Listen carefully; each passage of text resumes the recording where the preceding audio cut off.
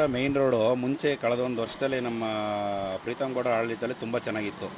ಆಡಳಿತ ಬೇರೆ ಪ್ರಶ್ನೆ, ಇದು ಯಾರು ಡಿ ಆಗಿದ್ರು 12 ಅಡಿ ಸೆಂಟ್ರ್ ರೋಡಲ್ಲಿ ಹೊಡೆದ್ರಲ್ವ, ಯಾರು ಪರ್ಮಿಷನ್ ಕೊಟ್ಟಿದ್ದು ಫಸ್ಟ್ ಆಫ್ ಆಲ್ ಅವ್ರಿಗೆ 12 ಅಡಿ ಹೊಡೆಯೋಕ್ಕೆ. ಒಂದು ಈ ರೋಡ್ ಮಾಡಿದಾಗಿಂದ ಯಾವ ಇಂಜಿನಿಯರ್ ಆಗಲಿ ರೋಡ್ ಮಾಡಿದವನಲ್ಲಿ ಬಂದಿಲ್ಲ. ಓಕೆನಾ, ನಾನು ಇಂಜಿನಿಯರು ಗೌರ್ಮೆಂಟ್ ಇಂಜಿನಿಯರು ಆನಂದಣ್ಣವರಿಗೆ ವಾರದಲ್ಲಿ 3 ಸತಿ ಫೋನ್ ಮಾಡಿದ್ದೀನಿ.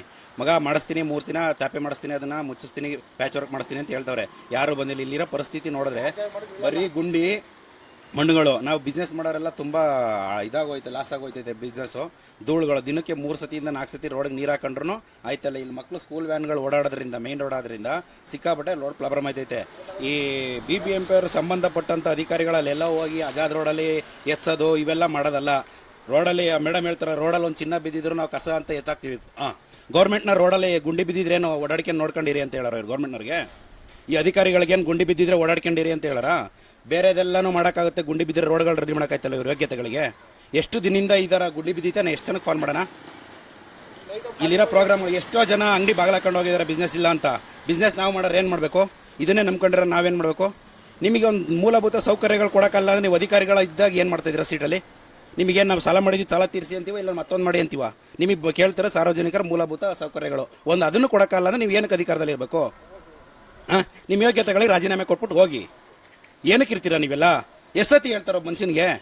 ರೋಡ್ ರೆಡಿ ಮಾಡೋಕ್ಕೋಸ್ಕರ ನಿಮ್ಮ ಖಾಲಿ ಬೀಳ್ಬೇಕಾ? ನೀವೇನು ನಿಮ್ಮ ಮನೆಯಿಂದ ತಂದು ಮಾಡ್ತೀರಾ? ಗೌರ್ಮೆಂಟ್ ದುಡ್ಡಿಂದ ಮಾಡಿಕೊಡಿ. ನಾವು ಸಾರ್ವಜನಿಕರು ಟ್ಯಾಕ್ಸ್ ಕಟ್ಟಲ್ವಾ?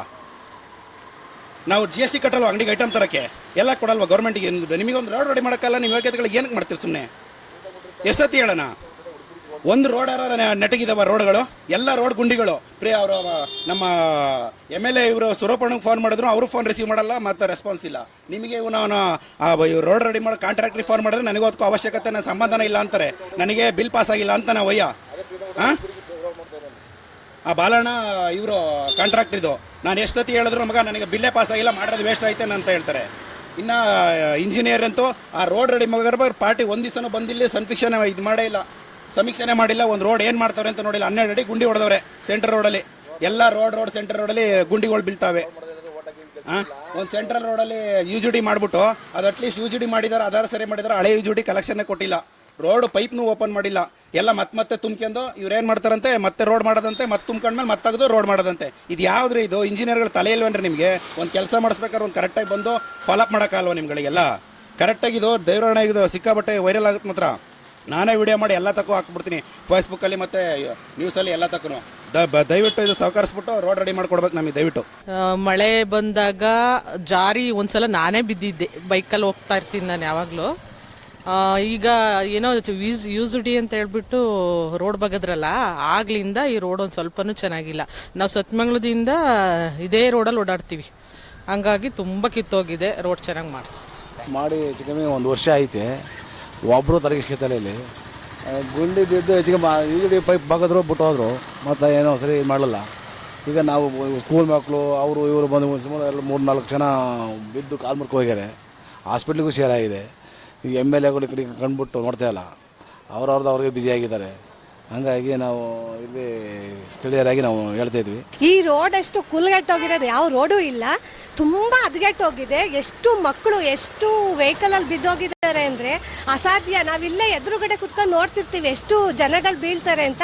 ಆದರೂ ಕೂಡ ಒಬ್ಬರು ವ್ಯಕ್ತಿಗಳಾಗಲಿ ಯಾರಾಗಲಿ ಬಂದು ನೋಡಿಲ್ಲ, ಮಾಡಿಲ್ಲ. ಬಟ್ ಆದರೂ ಈ ವ್ಯವಸ್ಥೆ ರೋಡ್ಗಳಲ್ಲಿ ಬರಬಾರ್ದು. ಯಾಕೆಂದರೆ ತುಂಬ ಜನ ಓಡಾಡ್ತಿರ್ತಾರೆ, ಪ್ರಾಬ್ಲಮ್ ಆಗುತ್ತೆ. ಹಾಗಂತ ಹೇಳ್ಬಿಟ್ಟು ನಾವು ಇಲ್ಲಿ ಜನಗಳು ಯಾರು ಮಾಡೋಕ್ಕಾಗಲ್ಲ. ಯಾರು ಮಾಡ್ಬೇಕು ಅವರೇ ಬಂದು ಮಾಡಬೇಕು ಈ ಕೆಲಸನ. ದಯವಿಟ್ಟು ಹೇಳ್ತೀನಿ, ಈ ರೋಡ್ನ ನೀಟಾಗಿ ಕ್ಲಿಯರ್ ಮಾಡಿಕೊಡಿ.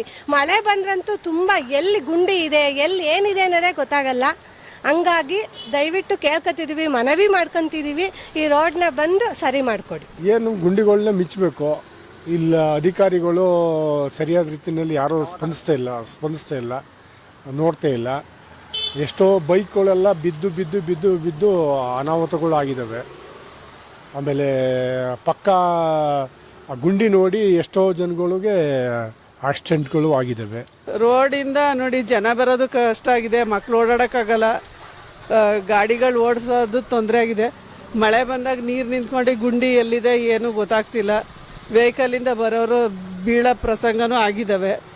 ಮಕ್ಳುಗಳನ್ನು ಕಳ್ಸೋಕ್ಕೆಲ್ಲ ಹೆದರ್ಕೊಂತಾರೆ ತಂದೆ ತಾಯಿಗಳು.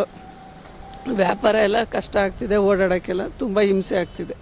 ಈ ರೋಡು 60 ಫೀಟ್ ರೋಡಲ್ಲಿ ಏನಾಗಿದೆ ಅಂತಂದರೆ ಡ್ರೈನೇಜನ್ನು ಇದು ಮಾಡಲಿಕ್ಕೋಸ್ಕರ ಅಗದಾದ್ಮೇಲೆ ಮಣ್ಣೆಲ್ಲ ತುಂಬಿ ಟಾರೆಲ್ಲ ಹಾಕಿದ್ರು ಕೂಡ ಅದು ಕುಸ್ತು ಏನಾಗಿದೆ ಅಂತಂದರೆ ರೋಡು ತುಂಬ ಡ್ಯಾಮೇಜ್ ಆಗಿದೆ. ಮತ್ತು ಅದ್ರ ಜೊತೆಗೆ ಇಲ್ಲಿ ತುಂಬ ಧೂಳು ಬರ್ತಾ ಇದೆ. ಇಲ್ಲಿ ಅಂಗಡಿ ಮುಗ್ಗಟ್ಟುಗಳೆಲ್ಲ ಇದು ಕೂಡ ಇದೆ. ಯಾವುದೇ ಕಾರಣಕ್ಕೂ ಕೂಡ ಅವರು ಎಷ್ಟೋ ಸತಿ ಮನವಿ ಮಾಡಿದ್ರು ಕೂಡ ಸರಿಪಡಿಸುವಂಥ ಒಂದು ಯೋಜನೆಯನ್ನು ಮಾಡ್ಕೊಂಡಿಲ್ಲ. ಸುಮಾರು 1.5 ವರ್ಷದ ಮೇಲಾಯಿತು.